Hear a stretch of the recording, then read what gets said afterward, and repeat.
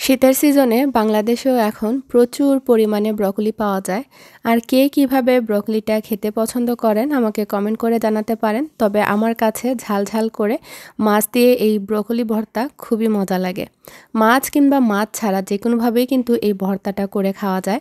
তো আমি যেভাবে করি সেটাই আপনাদের সাথে শেয়ার করছি। আমি মাইক্রোওয়েভ ওভেনে ৩ মিনিটের মতো ব্রকলিটাকে স্টিম করে নেই, মানে একটু ভাপিয়ে নেওয়া যেটাকে বলে। যদি মাইক্রোওয়েভ বাসায় না থাকে সেই ক্ষেত্রে আপনারা গরম পানি করে পানি গরমের মধ্যে ১ মিনিটের মতো চুবিয়ে, মানে এইটা ১ মিনিট জাল করে তারপরে নামিয়ে নেবেন। তারপরে এভাবে কুচি কুচি করে কেটে নেবেন। এটা কুক হবে না অল দ্য ওয়ে, বাট একটা ক্রাঞ্চি ভাব থাকবে, আবার একটু সফটও হয়ে আসবে। আর সবুজ ভাব বা সবুজ কালারটাও একদম অটুট থাকবে, কালার নষ্ট হবে না। ১ মিনিটের বেশি করতে যাবেন না।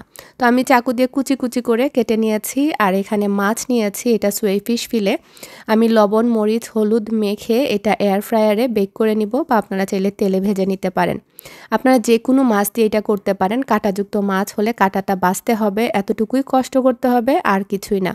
নয়তো বা ফিলে দিয়ে করলে এটা ইজি হয় যে আপনার তাড়াতাড়ি আর কি ম্যাশ করে ইউজ করতে পারবেন। আর এদিকে কাটা পেঁয়াজও লাগবে আমাদের। আর আমি আজকে ভাজা এবং কাঁচা দুইটাই ব্যবহার করব। তো পেঁয়াজটাকে বেরেস্তা করে নিয়েছি, আর আগে থেকে ভাজা শুকনা মরিচ ছিল সেটাও সাথে দিয়ে দিয়েছি। এতে করে মুচমুচে হয়ে যাবে একদম। আর এখানে ভাজা পেঁয়াজ দিলে হয় কি, খেতে টেস্টটা অনেকটাই মানে অন্যরকম লাগে।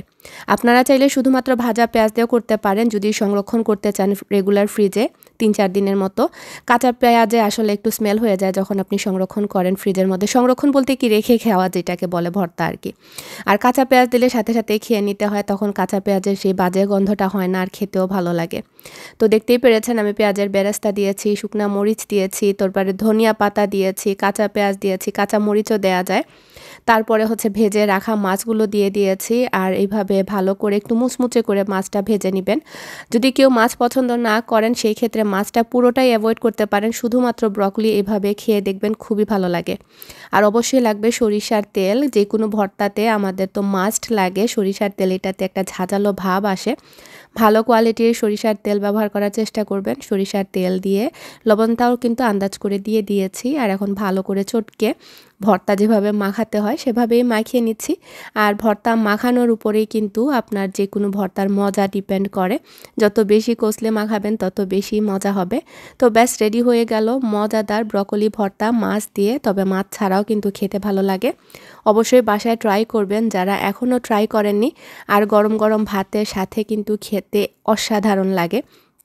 আর আপনি বুঝতেই পারবেন না যে এটা ব্রকলি ভর্তা। তো আশা করছি আপনাদের কাজে লাগবে, যেই সকল আপুরা বাংলাদেশ থেকে বিশেষ করে ব্রকলি কিভাবে খেতে চান মজা করে তাদের জন্য।